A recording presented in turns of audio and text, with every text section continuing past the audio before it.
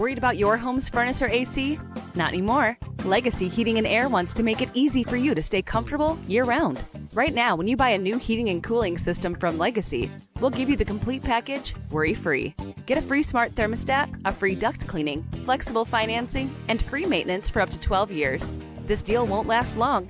Call your Legacy Pro today or schedule online at legacyheatingandairinc.com. A Cook family business. Welcome to Football Never Sleeps, the weekly Notre Dame football show that's rolling into late January as we anticipate some freezing rain in South Bend. We're nice and cozy and warm and talking Notre Dame football with you tonight, and we're going to be very heavy into the recruiting part of this. So Tyler is going to be talking way more than me tonight, and I'm going to be nodding my head. My name is Eric Hansen. If you haven't guessed, the guy with Tyler James under his face is Tyler James, and this is Football Never Sleeps. So we have your questions coming up. We'll work them into the conversation, especially if they're recruiting related. And if they're not, we'll still try to work them into tonight's show. And we would also like you to like and subscribe and do a lot of other things that Tyler's better at describing. So take it away, Tyler. Yeah, make sure you are subscribed to our channel here on YouTube. That will allow you to see all of our content, like the video we had on Saturday from the recruits arriving for Junior Day, which included some recruiting staffers dressed up as leprechauns, searching some cars and generally just bringing some energy with some music playing. It was an interesting show there. I'm certainly warmer now than I was on Saturday out in the cold with my hand free to have it on the camera. But both myself and Charleston Bowles were out there, and we got some good footage and photos that hopefully you've seen by now. If you make sure you hit the bell for reminders that you will know when we'll be live on Football Never Sleeps. We're trying to stick to our Monday schedule, but during the off season, we like to move it around to accommodate any sort of schedule changes that we may need to make. If you are new to the Football Never Sleeps and YouTube process, we want you to submit questions to us, and you can do that by clicking through to YouTube either on an app on a mobile device or on a desktop through the site. You do not want to be trying to communicate to us through an embedded version of this, whether it's on InsideNDSports.com, on social media, or on our message board, because you just won't be able to click through to get to the chat unless you go to YouTube itself. The chat box should be on the right-hand side if you're on a desktop version of some sort, and it should be below our talking heads if you are on a mobile device. Lastly, before I pitch it back to Eric to start our discussion about the latest in Notre Dame football recruiting, we encourage you to subscribe to InsideNDSports.com if you haven't already. This is a good time of year to be a subscriber with so much recruiting coverage that's behind our paywall. First-time subscribers can take advantage of our 30-day free trial to the site.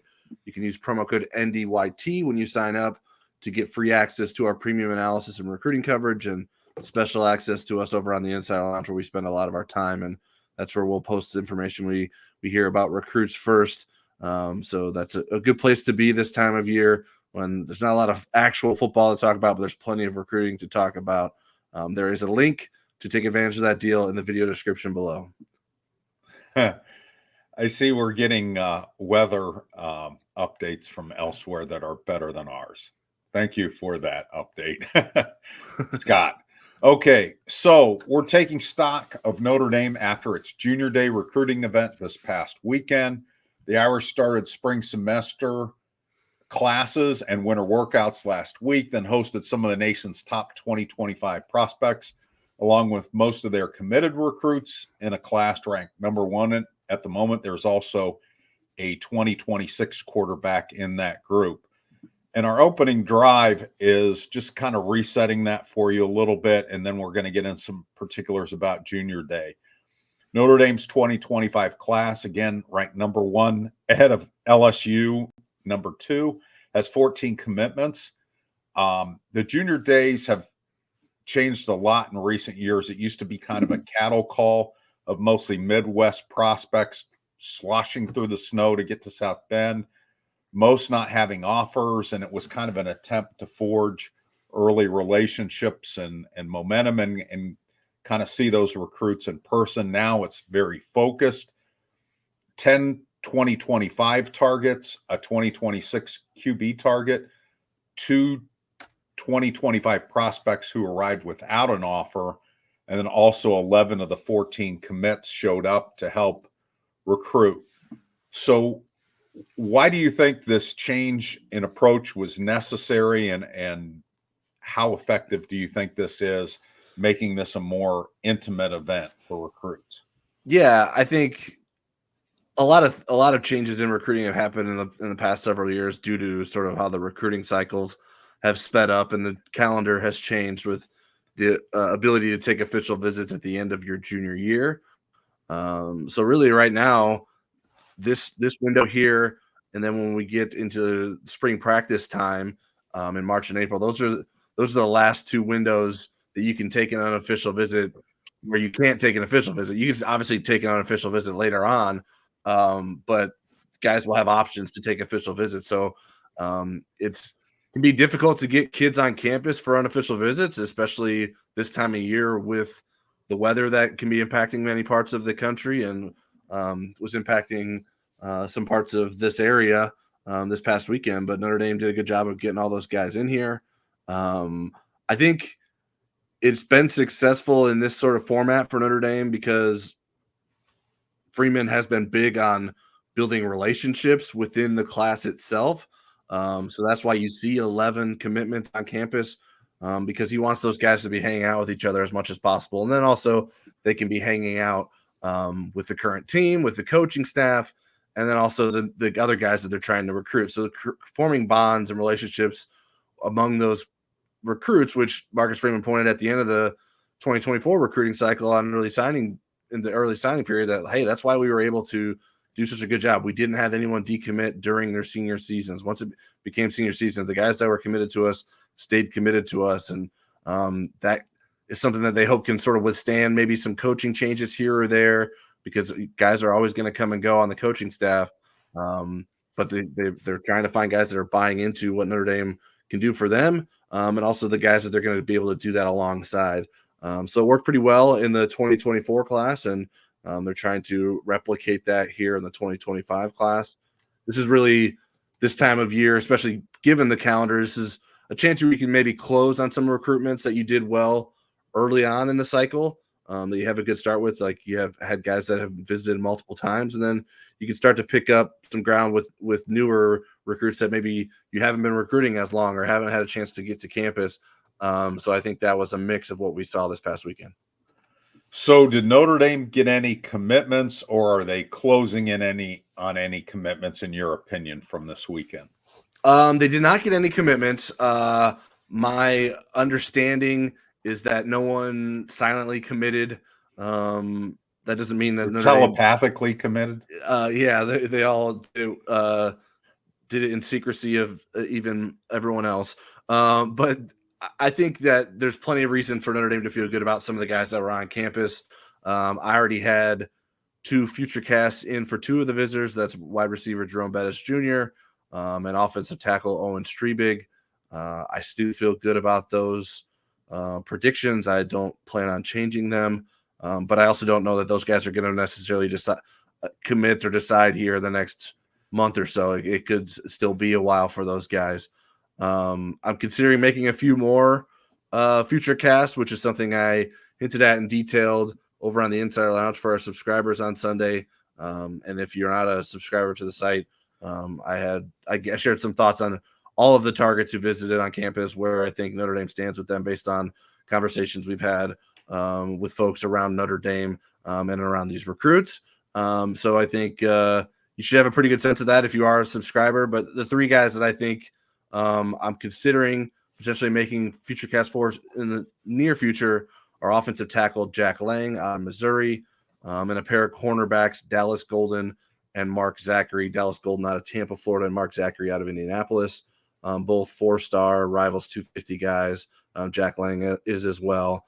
Golden and Zachary actually are, if you remember, Eric, I think it was Marie Biafore who asked us on our podcast last week to pick 3 must-gets going into the weekend, and those were 2 of the guys that I listed as must-gets.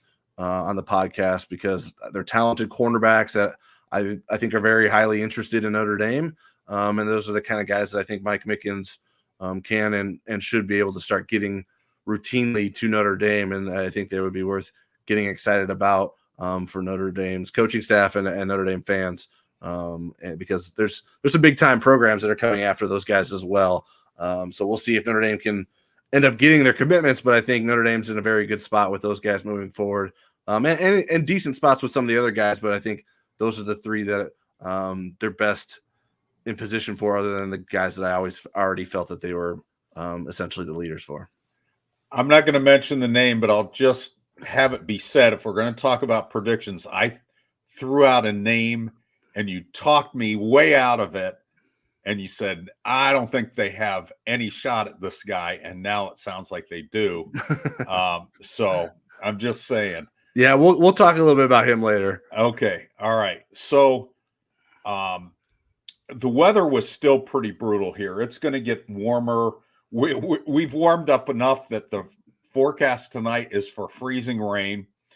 And then we will eventually get to there's still school closures, but yeah, we'll eventually upgrade to regular rain and melting snow. So, I mean, South Bend in the winter when it's like 32 degrees can be pretty cool if you're from the South. It snows, it's not brutally cold. That wasn't the case this week. It was really cold. And yet the recruits pretty much came away universally impressed with what went on. They didn't seem to mind the cold. So what's the secret sauce there? What is Notre Dame doing right on these visit weekends that's eliciting this kind of response where these recruits are really enjoying their time and in some ways, sometimes it's even been a game changer? Yeah, I think you have people on Notre Dame's coaching staff and recruiting staff that they understand the strengths and weaknesses of this program. Snow and a cold day aren't going to make for the best times to do like long campus tours, right? You don't want to be outside in the cold very long. So there's different things like your January junior day isn't going to look the same as your summer official visit or your grill and chill event, or your game day visit in the fall. It's going to be different. The highlight of this visit isn't going to be you sightseeing on campus, the Grotto or Touchdown Jesus.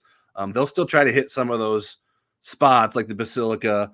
But I think the people, the academics and football are prioritized during especially these winter months here.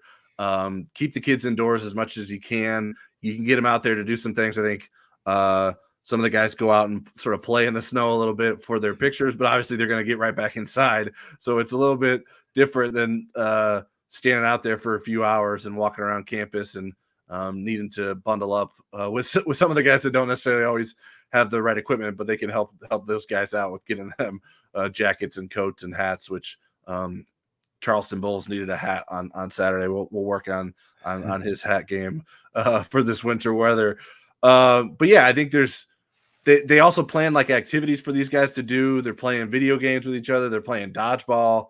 The coaching staff and the recruiting staff are engaging with the recruits rather than just sort of herding them around. I think that's an important part of it. There's serious discussions that are being had as well about football development and the academic value of Notre Dame. They carve out time for these guys to meet one-on-one with Marcus Freeman and their position coaches as well.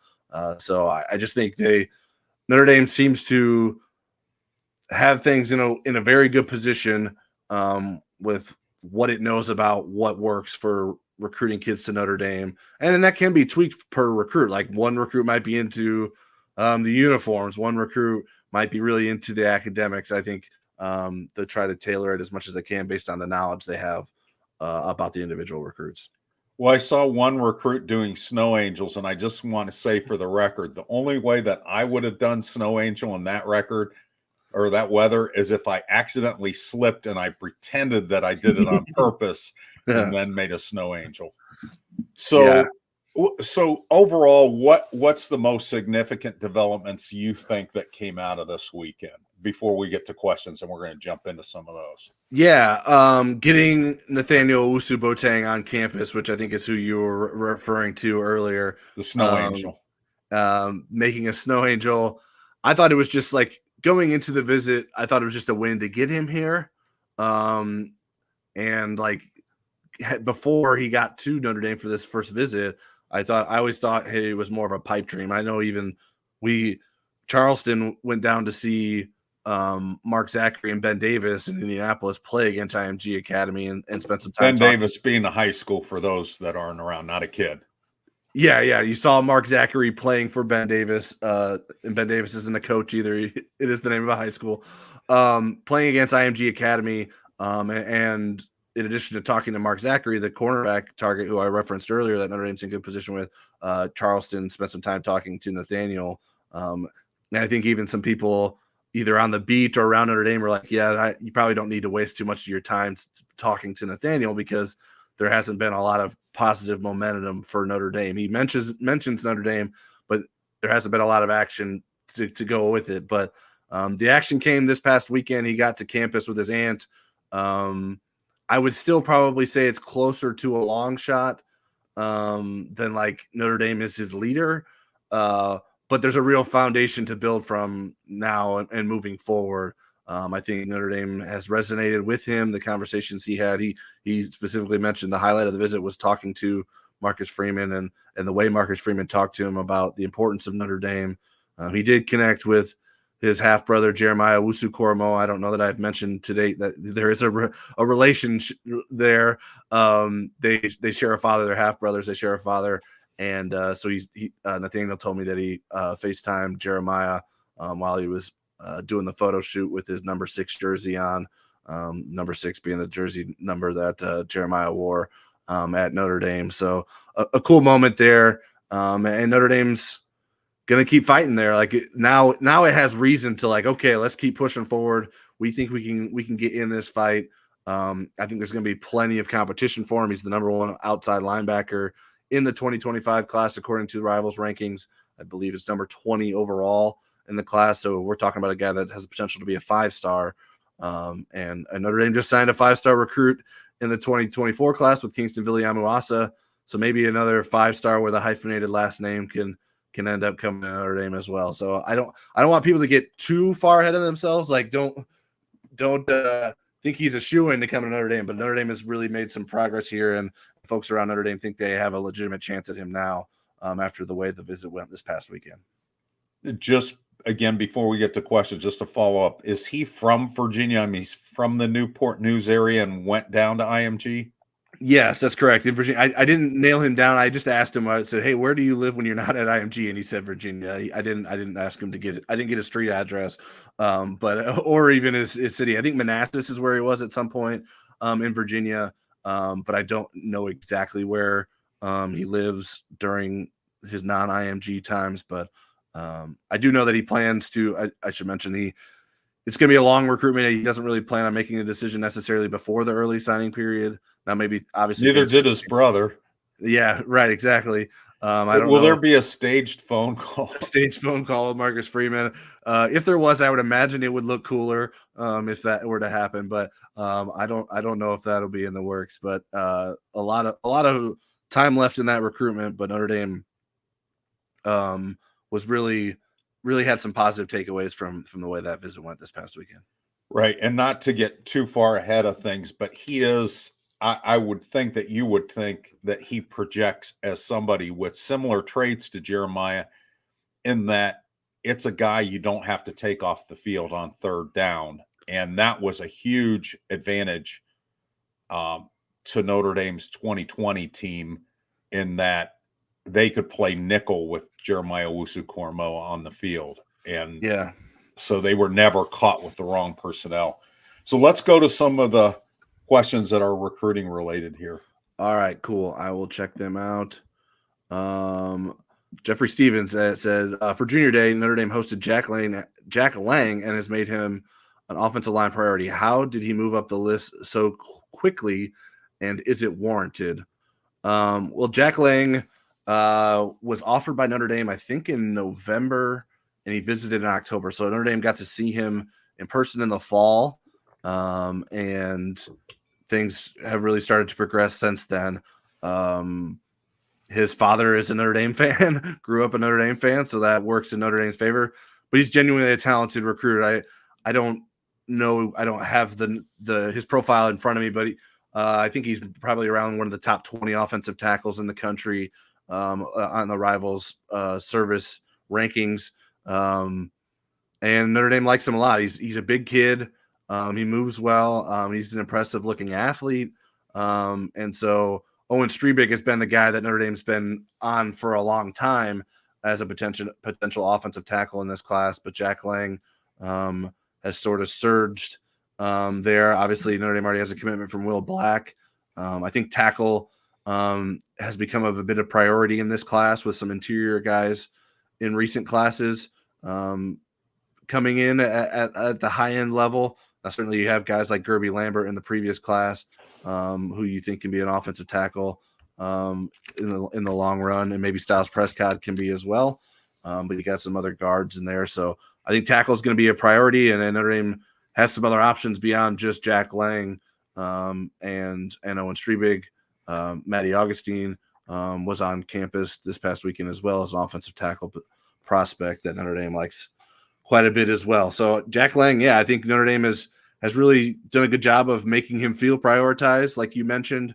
And I think we'll see. He will certainly be a name to monitor moving forward, as I mentioned earlier, that I'm considering putting in a Rivals future cast for him.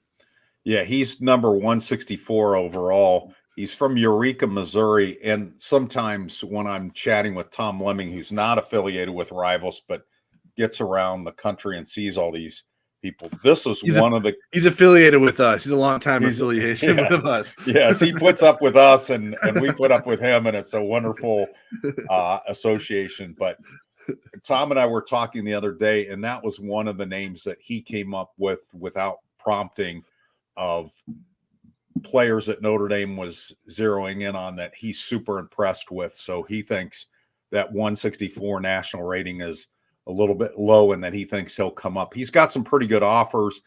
I think Michigan, Tennessee, Washington are some of them.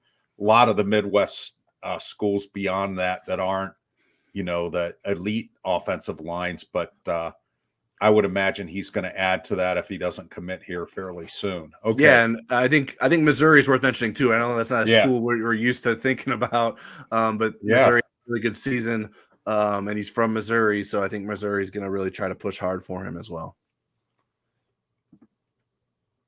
Okay, the next question, or do we? Oh, sorry. Yeah, that's on me. Frank Sarah asked, what is your best guess on how many commitments Notre Dame will get in the next 3 weeks? Well, I'll let you go first. As I mentioned, I don't know that anyone has silently committed to Notre Dame. So in the next 3 weeks, I would be guessing. Like, I maybe they'll get one. I don't know that in the next 3 weeks there's any sort of guarantee that one of those guys will commit to Notre Dame. But it could change. Like any of those guys that I feel good about, if they want to go ahead and end their recruitment, it's certainly within their right. But there was no one that, to my knowledge, was like, okay, I'm done with this. Let me go home and schedule a like a commitment announcement. So I get a graphic ready. I would say one. That is something that we do on our end. I haven't got a graphic ready for any of those guys quite yet, but we'll see if that changes here in the coming weeks. I think the only thing for me that might press somebody is if they're filling up at a certain position and they don't want to get closed out, and there are some guys that are kind of even Steven in terms of the last person they'll take at that position group, and I don't even know what that would be. But when you have 14 already, you're closing down at some position groups eventually. So right, yeah, the defensive line class is pretty big, and so I think there's picking and choosing that'll probably be happening there moving forward. They only have one offensive line commit so far, but they're in good position with a lot of them. So maybe if one of them or two of them decide to make a decision, then someone needs to feel like they need to jump on board too. So, but I I don't get the sense that anyone's like, I need to decide now. Right. And that there's 14 already is incredible, given there's not anybody else in double digits, right? Tyler, 9 is the most anybody has. I don't know that. I haven't looked lately. That's probably right. I trust when I was scanning it today, that's what I saw. That's probably right. Notre Dame is really out with a pretty fast pace here, and has been trying to strike while the iron's hot, and has had a lot of success doing that. All right, let's see here. Jeffrey Stevens asked another recruiting question. With the one change at ND coaching at wide receiver, how has the 2025 recruiting board priority changed from Stuckey to Brown, and how much is driven by Denbrock? So I don't know that it's changed a lot. I mean, we've seen some new offers go out. I guess that would be the most significant way it's changed, and that is it has expanded some. Notre Dame is still waiting to start getting commitments at the wide receiver position in the 2025 class. Even though we feel really good about where Notre Dame stands with Jerome Bettis Jr. And some other guys like Derek Meadows out of Las Vegas. I think Notre Dame should have room to take maybe up to 5 receivers. I haven't talked to anyone about Notre Dame about numbers. It's so early when you don't have any yet. Like, why worry about numbers? Just get a couple in first, and then we can figure it out. But because Notre Dame lost some freshman receivers to the transfer portal, you would think that those numbers could be allocated to this recruiting class. Now, obviously, you don't want to get too many because then you're just going to have the same sort of cycle of guys transferring out because you can't play all of them at the same time, although you can rotate receivers. So I think Notre Dame is in a position to be aggressive in terms of the number of receivers it takes in this class. Some of the guys that are new targets, Sean Terry, who visited this past weekend without an offer, received an offer on his visit. Elijah Burris, who is the son of Plaxico Burris, the former Michigan State and NFL wide receiver. His son visited this past week and after receiving an offer from Notre Dame earlier this month. I think we've seen a few other offers go out at the wide receiver position. So they're going to continue to emphasize guys with size and speed. I don't know that that's a significant change. We'll see like what guys Mike Brown really strikes a chord with. Everything that we've heard is that Talon Taylor, a very highly ranked recruit wide receiver out of the Chicago suburbs, has a relationship with Mike Brown spanning back to when he was at Cincinnati, and was being recruited by Mike Brown at Wisconsin, and is now being recruited by Mike Brown at Notre Dame. And he made his way to campus sort of a bit last minute. He lined up plans to get a ride to Notre Dame on Friday for a visit on Saturday. So I think we'll see. Okay. That is not the 90-minute walk in the park or 90-minute walk in the park you think it is in this weather. Tell them how much snow they got in the county that separates one of the counties that separates Chicago from South Bend. Yeah, I think there were places in LaPorte County, which is actually where my hometown, where my family lives, I think they got 30 some inches in certain places, and that was in like in a 48-hour window. It was pretty crazy.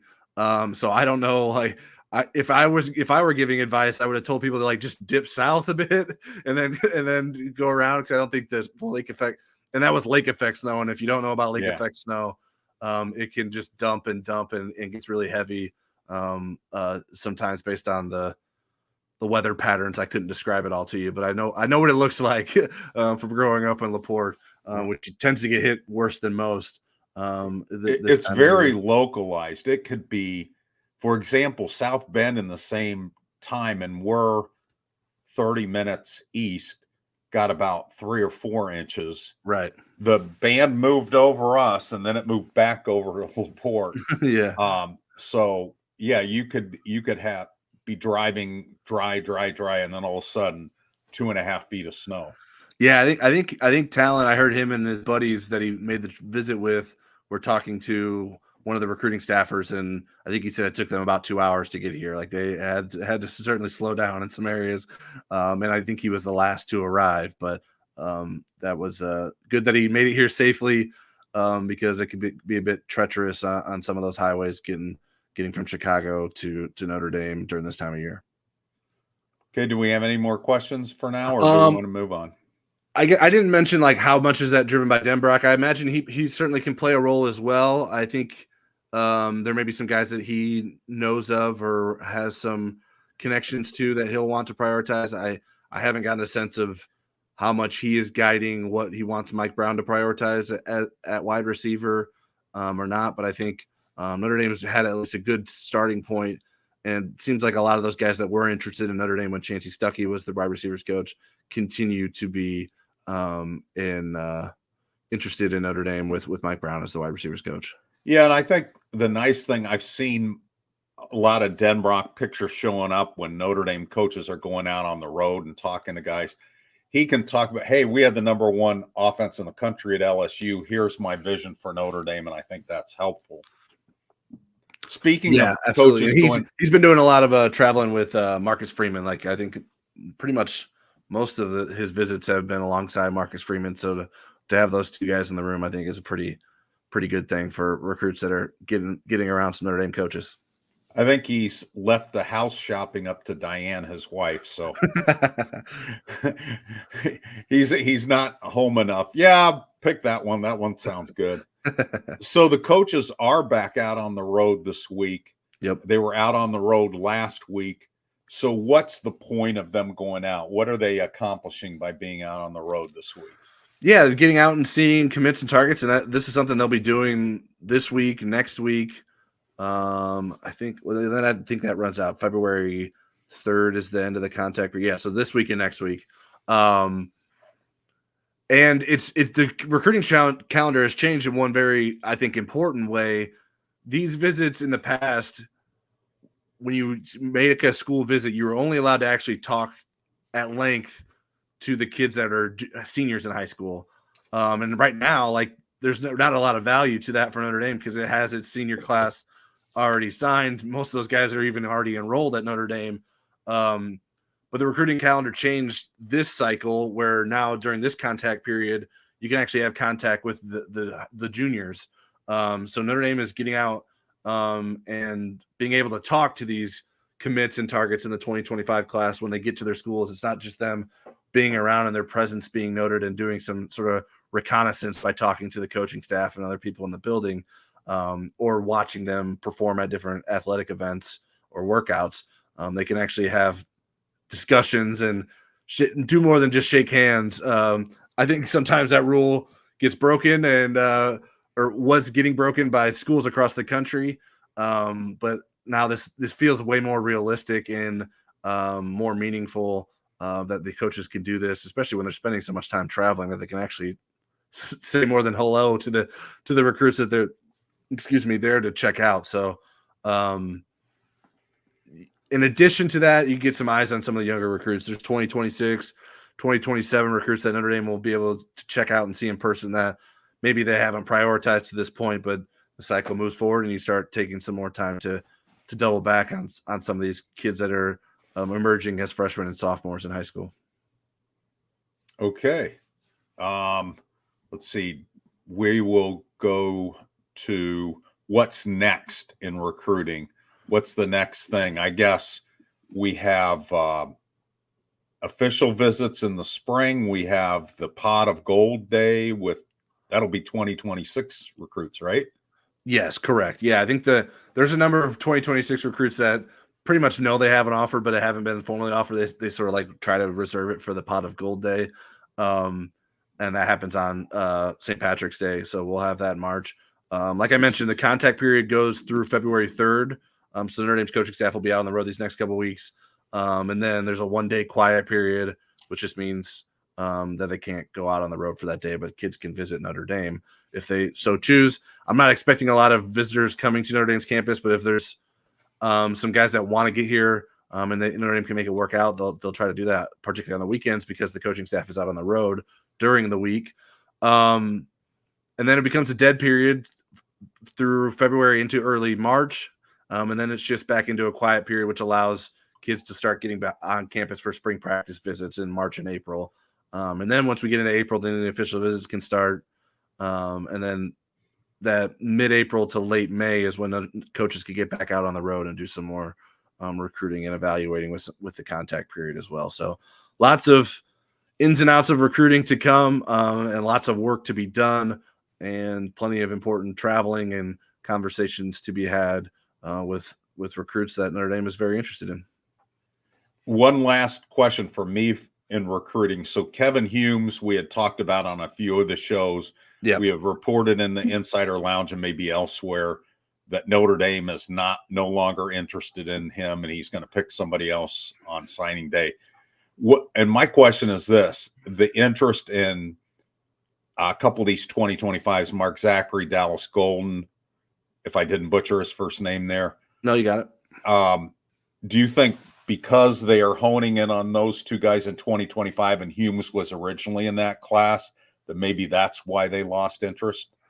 Yeah, I think there's something to that. I think it was always going to be strange to like get it to work out in such a small period that he was a junior and now all of a sudden he's a senior, and everything that comes with that academically and making sure that you get into Notre Dame and that you're on track and have everything lined up.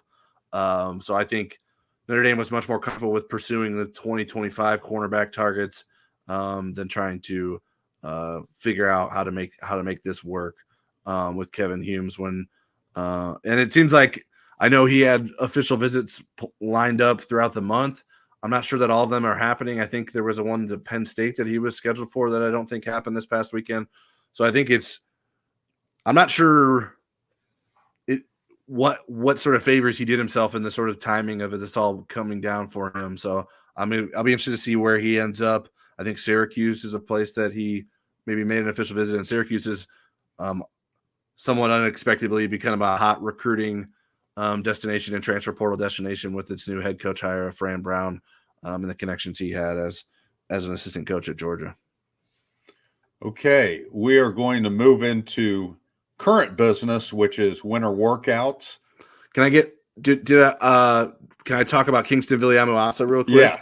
Yep. Absolutely. I think I mentioned it earlier when I was talking about Nathaniel Owusu-Boateng, but Kingston Villeamasa today, Rivals released its final update for the 2024 class as it relates to 5 stars. The rest of the rankings will be released throughout the week when it comes to the Rivals 250 on Tuesday, and then the offensive and defensive position rankings will be released on Wednesday and Thursday, respectively. So Kingston remained a 5-star, not surprising based on all the information that we'd received from the Rival staff. The Rival staff has been very high on him. He was 22 previously. He moved up 3 more spots. And the last ranking came out in early December, so about a month and a half. The big event being the All-American Bowl that he participated in. The practices leading up to that, he was impressive in that. So Rivals moved him up a little bit. That makes him the first 5-star freshman to enroll at Notre Dame per the Rivals ratings since Blake Fisher in the 2021 class. And his overall ranking of 19 is the highest for any Notre Dame signee since a couple of guys in the 2013 class. Jaylen Smith, who was number 3 overall, and running back Greg Bryant was also number 19 overall in that class. So it's been a while since Notre Dame's gotten a recruit ranked as highly as Kingston Villeamasa did. So not surprising, but certainly encouraging and sort of a little bit of a sign that Notre Dame can sort of compete for some of those guys at the top end level. I think I did the math. There's 31 5-star recruits, 30 of them are either committed or signed, and they went to 18 different schools. So for Notre Dame to be one of those 18 schools is a positive development, and hopefully for Notre Dame, they can continue to get up there and get some of those 5-star recruits moving forward. So Rivals has been doing this 5-star thing since, and everything else that they do since 2002 cycle. And there have only been 6 players with a higher ranking than 19th that ended up at Notre Dame. And I bet you couldn't name all 6 of them. And if you could, I will run a stake over to your house right now. No, I mean, I know Jaylen Smith is obviously one. Gunnar Kiel. Okay. That is not yes? right. That is not right? Okay. Michael Floyd. Michael Floyd was 27. Gunnar Kiel was 20. So Damn. Oh, that was close. All right. Well, I'm running out of options already. Spill the beans. Greg Olson, who didn't end up staying at Notre Dame, okay. he transferred when his brother transferred out to Miami. Sam Young, who's been on our podcast. Yep. Jimmy Clausen, who was the number one player in 07. Manti Te'o in 2009. Yeah.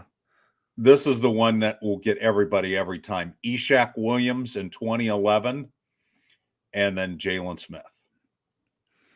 All right. Yeah. If I would have spent more time, I definitely would have got Jimmy and Manti. Those are obvious ones that I should have been able to think of, but I hadn't even considered even looking into that. I'm glad you looked that up. I probably should have included that in my story today, but I just looked at the last one, not how many in Rivals history had been that high. So that's good information. You know, and it's funny about Jaylen Smith too, because I don't know that the Notre Dame fan base was as jazzed about him. I think they were happy he was in the class at the time, but he's from Indiana. How good could he be? But man, he was incredible. I mean, the pre-knee surgery Jaylen Smith, it's just too bad Brian Van Gorder was his defensive coordinator for a couple of years. When I asked Brian Kelly, I used to do these 20 questions with him every year, and some of them were real silly questions and some of them were kind of serious. Like I asked him if he had ever used the phrase dream kitchen, and he had said no. But I said, who's the player that you kind of wish you had to do it all over again and you would use differently? And he said Jaylen Smith. Yeah, he just felt like they didn't get enough out of him. So yeah, he never used as a pass rusher enough, in my opinion. He had 0 sacks in his career, I think. And I remember talking to the late Vaughn McClure about this when he wasn't the late Vaughn McClure, and he was covering NFL football for the Atlanta Falcons for ESPN. And he knew that the Falcons had some interest in him. And this is after the surgery and so forth. Still, he was getting interest to varying degrees. And he said, why didn't he have any sacks? I go, you should have seen who the defensive coordinator was at the time, and it'll explain a lot of things. But yeah, that was unfortunate. But wow, what a great guy and what a great player. So Notre Dame started their winter workouts last week, and Lauren Landau, we've been using the alternate pronunciation of Landau, but it's Landau, has been on campus. We're going to get a chance to interview him late next week. And so we'll have a lot more in terms of his philosophy, and we'll be able to pepper him with some questions. But Tyler, I wondered, what are you most eager to learn about Lauren besides the correct pronunciation of his last name that you don't already know? Yeah, do we get clarity on Lauren? Maybe it's Lauren or Loren, like Loren. Yeah, Ralph Lauren. I a lot of things, right? I mean, we haven't had a chance to talk to him, and he hasn't done this before, right? He hasn't been a strength and conditioning coordinator at a college level, so that's different. What is he prioritizing? What did he see? And this is probably some of these things. I'm sure he's probably continually learning. What did he see within Notre Dame's strength program that needed to be changed? What did he want to emphasize? What's different about his approach? How does he resonate with players? So a lot of those kinds of things. One, like, probably inconsequential question was like, what's happening with his gym back in Denver? How is that?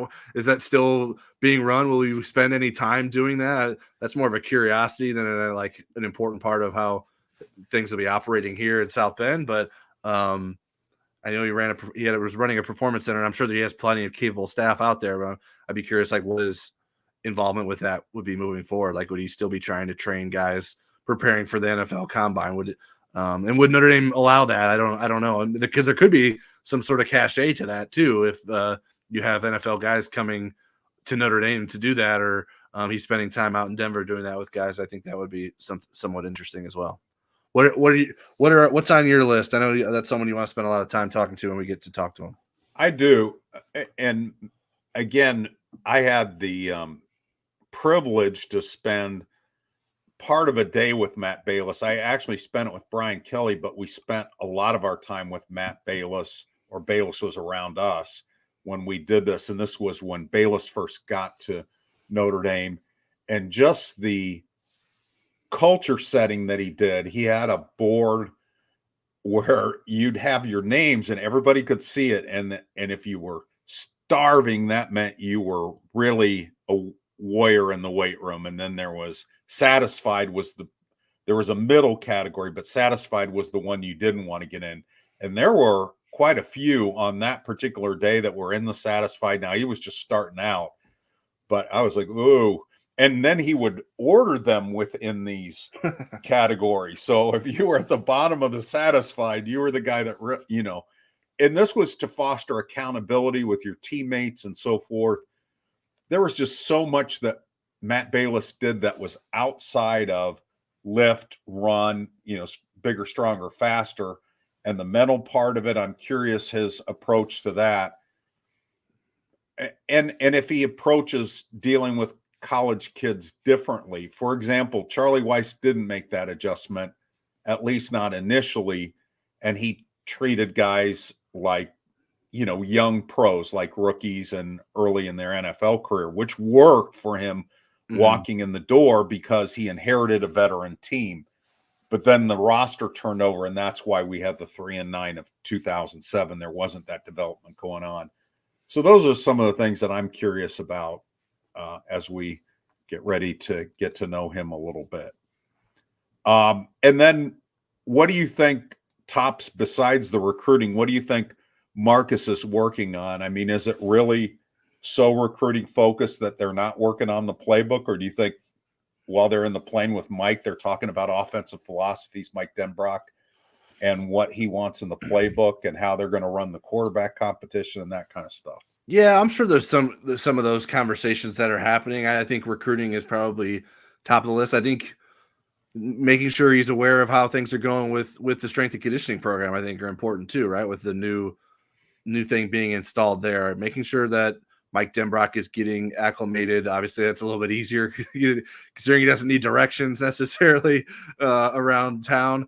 But getting him involved with the rest of the coaches and making sure they have a clear plan for how they want to attack spring football and what sort of philosophies they have. I think there probably isn't a lot of surprises there, but to make sure that everyone's on the same page, working with the same terminology, it helps to have that continuity on staff, especially on the defensive side of the ball.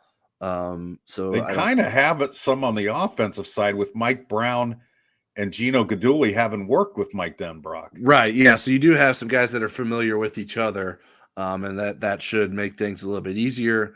So I think those are probably the top things. I don't know if there's any sort of like handshaking and appearance making that Marcus Freeman needs to be doing. I don't know. A lot of that is happening now because of the recruiting. I think most of that happens in May. But if there's people that are around that he needs to, if there's any sort of discussions he needs to have with Notre Dame's collective, I think those would be wise discussions to have. He's going to have a new boss on March 25th. In accordance with those rules, yeah, and making sure certainly Pete Vivacca won't be a stranger when he comes in because he's already been around campus for quite some time now, getting ready to take over for Jack Swarbrick. So is there anything I'm missing on Marcus Freeman's to-do list? Other than saying hi to his 6 kids. Yeah, making sure they're staying out of trouble. Yeah. So, okay. Do you have any more questions before we launch into the next segment? Yeah, well, let's hit some of these other questions. One more recruiting question from Beetlejuice.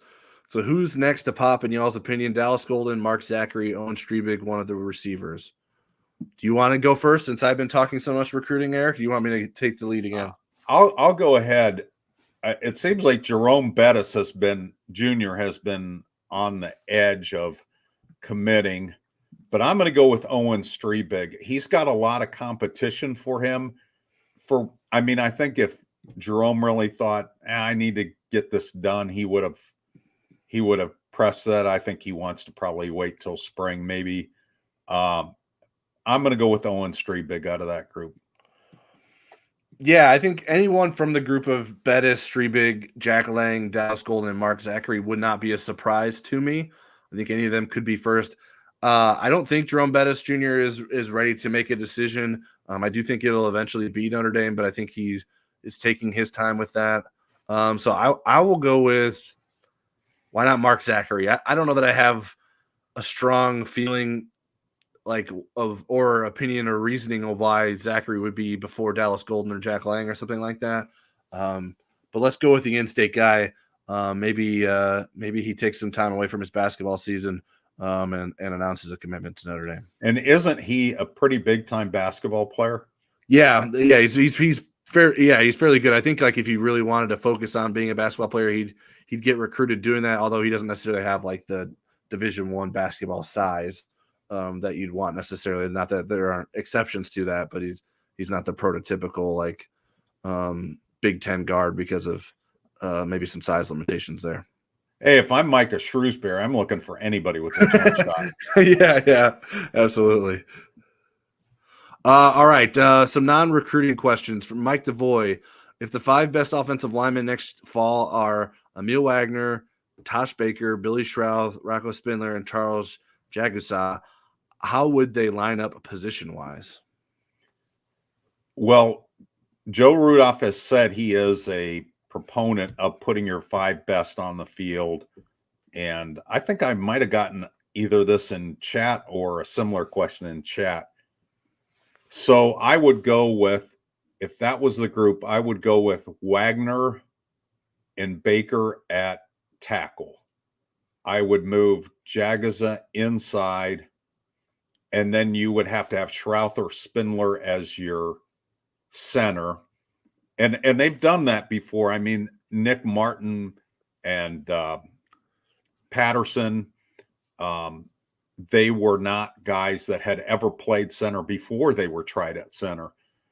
I would pick Shrouth over Spindler for the fact that Spindler's one of his, what's held him back is remembering the plays, remembering concepts. And if he's got all that decoding of what the defense is doing, I think Shrouth probably handles that better. So that would be, in that scenario, if that hypothetical, that's my best guess. Yeah, I would go with Spindler at center over Shrouth based on experience. You'd like to think that Rocco Spindler has a better grasp of everything given his experience playing more than Billy Shrouth. And I think that would be important at the center position. I don't know that this is necessarily a likely starting 5, but giving these 5, I would go Wagner left tackle, probably put Jagasa at left guard, and then Spindler at center, Baker right tackle, and Billy Shrouth at right guard. At least Baker and Shrouth have played some together, so that would be the one sort of continuity that you'd be able to have with this alignment, which would be a lot of guys that have not spent time playing with each other. One more question from Scott Fegan. Guys, looking way ahead, thoughts on the schedule if we can. I didn't see it pop up there in the thing. Oh, yep, that's my fault. I didn't click it. Looking way ahead, I like the rhythm to the schedule. The one thing it doesn't leave is if you beat Texas A&M and then you get into the soft part of it, and we can assume somebody in the middle is going to be way better than what the magazines all say that they're going to be. So somebody's going to be a surprise in the middle, but it looks soft once you get past Texas A&M, and then it gets hard again in November, and you have Florida State in November and USC in November on the road. Yep. I think it would be hard to lose more than a game and make the 12-team playoff if you beat Texas A&M at the beginning. And I think it's soft enough that if you lost to Texas A&M at the beginning, you would really have to show improvement over the year. And if you lost your last game at USC or lost at home to Florida State and beat USC, it may be a little bit ticklish to get in with 2 losses. And I think most years Notre Dame's schedule will lend itself to being a playoff team at 10-2. I don't know that next year we'll do that. Yeah, well, I share many of your thoughts there. What if Notre Dame lost to A&M on the road, and I don't know, Louisville is great again, or whatever you want, however you want to describe Louisville. But Louisville's Louisville really, is Jekyll and Hyde again. yeah, Louisville's really good and comes in Notre Dame and beats the Irish. Could Notre Dame rebound with a strong November if it swept those November games to get into the playoff? Some of it depends on how good A&M and Louisville ended up being, especially Louisville. Right. And some of it depends on how good USC and Florida State are. If those were undefeated or very highly regarded teams when they won, and you're saying, oh my God, early in the season, Riley Leonard was awful, and then they changed to Steve Angeli, and they were weird. I'm not suggesting that's going to happen. I'm just doing that for those people that love Steve Angeli. And then Steve Angeli led them to all these victories. I mean, there has to be a reason why they flipped the switch and are a markedly better team. But I think under that scenario, it could work out. And again, you're not doing this in a vacuum. You got to depend on what everybody else is doing. Right. Yeah. It's going to be really interesting to see what it looks like with the Big Ten and the SEC, with all those bigger schools joining, and what sort of damage that does to the records. And does Michigan's schedule is ridiculous. Yeah, I mean, it was ridiculous the other way this year. Yeah, right. Yeah, it's the complete opposite. And obviously ending the regular season with Ohio State. Ohio State is beefing up. That's maybe the best thing to happen to Ryan Day is Michigan winning the national championship, because it seems like a lot of people around Ohio State are motivated to get him as much talent as possible. Now it also could go offensive coordinator too. It could go the other way, where it increases the pressure even more. If he doesn't come through, then maybe he's on his last leg there. But hey, I grew up in Ohio. There's no such thing as an Ohio State team without pressure. Right, exactly. They're too crazy. So it's going to be a big year for the Buckeyes, and I think it's a good year for Notre Dame to not have Ohio State on the schedule. I think even though Notre Dame didn't win its two games against Ohio State, I think this might be the best, at least going into the season. Be prepared to be the best Ohio State version. Who's the quarterback next year? Will Rogers? Is that who's going to be the quarterback? Will Howard. Unless Julian Saint, you never know. Julian Saint, maybe he comes in, this phenom freshman that was enrolled at Alabama. Maybe he makes some noise there. Did he transfer there?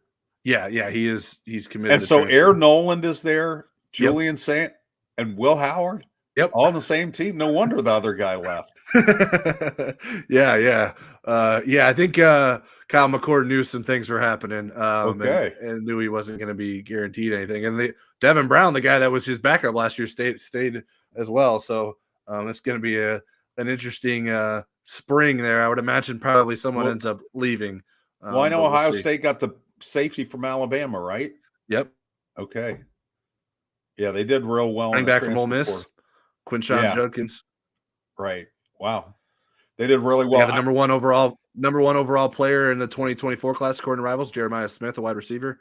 That's Ohio State, they needed, is more wide receivers. Right, yeah. Really struggling there. And Egbuka is coming back. I mean, a lot of their stars that you would have thought would have gone, Egbuka I thought would have gone. But yeah, it's very similar to what Michigan did last offseason, where they had a lot of their guys that and Notre Dame did too. I mean, Notre Dame Notre Dame's done that too. Yeah, absolutely. Okay. So do we no more. I got no more questions for us. Okay. Oh, whoa. Did I kick you out? What happened, Eric? Well, I think I may have lost Eric. We'll see if he rejoins here. There he is. Did I kick you off, or did you do something? I wish I could blame it on you, but trying to click on something and I clicked on the wrong tab and erased myself. It happened right when I clicked on something. I was like, wait a minute, I don't think I clicked anything that would kick Eric out there. I was getting ready to wrap up the show without you, but okay. Are there some topics we want to go before you leave us for a second time? So Logan Sate from California wide receiver played in the Polynesian Bowl on Friday night. He had one catch for 21 yards. He played on the winning team. What kind of reviews did Logan get from the Rivals national analysts during the week for practices? Yeah, he was teammates with Dylan Raiola, the five-star number one quarterback in the country that's signed to play at Nebraska. He was described as someone that was very well connected to him and a reliable target, making catches over the middle, showing off some speed. So some promising reviews there for Logan Sate, and that sort of matches up with my expectations for him. I thought that was sort of the kind of receiver I expected him to be, and good that he was able to get out there and show that. We had former Notre Dame receiver Robbie Toma on the podcast last week. Robbie is an assistant coach at the Punahou School in Honolulu. During, I think, our broadcast of Football Never Sleeps, Kia and committed to Notre Dame, the younger brother of Kahanu Kia, who is back on campus and attending classes and going through winter workouts. What maybe is your biggest takeaway from talking to Robbie Toma, who had coached both of those two and very familiar with the family? We talked about a lot of stuff. Yeah, I mean, those guys seem to fit the mold of what you'd expect from the Hawaiian recruits that Notre Dame has been able to land. Hard-nosed guys, hard workers, guys that can make some plays, athleticism, they'll get after it.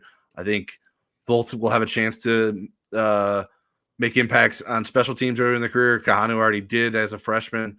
We'll see. I'm very curious to see what Kahanu's development has been and how well he can hit the ground running coming back from his 2-year mission. And looking forward to talking to him in February. And yeah, I think it's a good podcast. Robbie's a great guest as he has been in the past. So if you missed that, make sure you go check that out. And then for me, just his universal praising of Mike Denbrock coming back to Notre Dame. I mean, it seems like everybody that we've talked to that path crossed with Mike Denbrock is over the moon happy that Mike Denbrock is back at Notre Dame. The other thing that was a big takeaway, we did get a correct pronunciation of O. It's K-O, Okina O, not apostrophe, Okina, which is kind of a guttural stop. So now we can not mispronounce a name that's only 3 letters long. Well, and if we do, it's our fault because we know better. We like to know it sooner than after they've been in the program a while. Where we were reminded this year that actually Jadarian Price isn't Jadarian Price, it's Jadarian Price, which was news to most everyone that was around. And we'd called him Jadarian to his face, and he was kind enough to not reprimand us, but we've been shown the right way, and happy to learn how to pronounce it as a recruit rather than get here and have to learn that later. The other funny thing about that is Robbie Toma, they misspelled his name for 2 years, media relations did, and he didn't say boo about it. And then, they're like, boy, that's a really unusual spelling. He goes, it is for me too, because that's not how I spell my name. How'd they spell it? With just one B? One B, like Roby. Okay. Yeah. And didn't they have Zach Martin was an H instead of a K for a little bit too? Correct. For a whole year, he didn't say boo about it. So that was pretty funny. So you're saying we shouldn't take it as gospel that Landau is Lando? We should actually make sure we verify it with him when we get a chance to talk to him. We'll sacrifice one of the other media members. Hey, ask him if it's really Lando. And I know just which media member would be perfect for that. But we also, real quickly, we're going to have a chance in the next couple of weeks, starting next week, to interview. That they changed the schedule. We were supposed to start doing some interviews this week. It'll be on a couple of Fridays. All 15 early enrolled freshmen, the 6 of the 8 transfers that are already here, and then Kahanu Kia. Out of that group, give me the 2 guys that you're most eager to speak with. Number 1, Riley Leonard. Why did he come to Notre Dame? What improvements does he feel he can make at Notre Dame?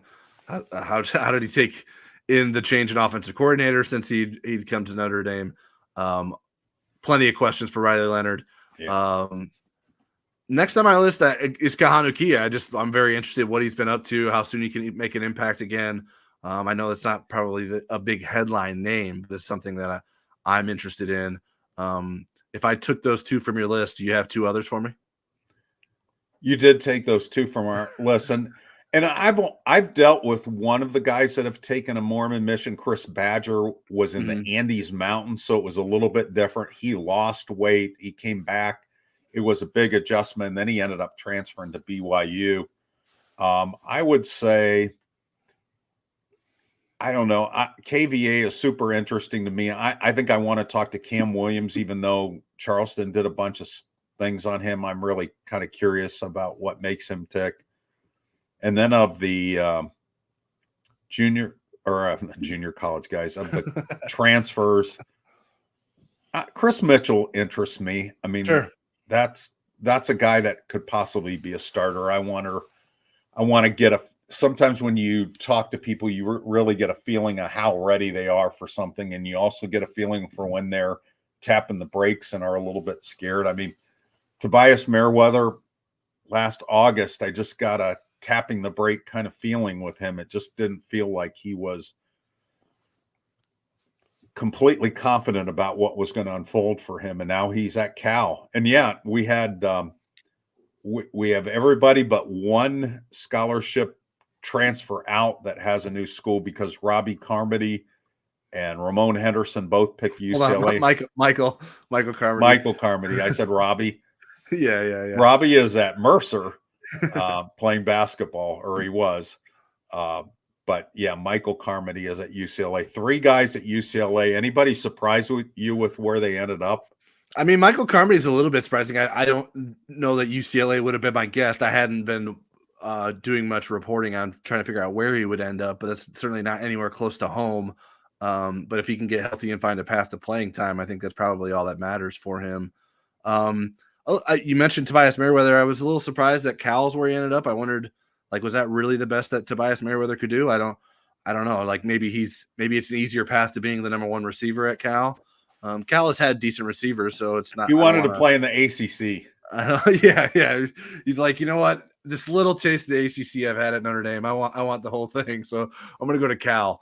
It would have made more sense if there was still going to be a Pac-12. Right. Yeah, with him being a West Coast kid. So I'm interested to see how that works out as well. Is there anyone that surprised you? I would say Carmody a little bit. And it's interesting how many of them are teammates.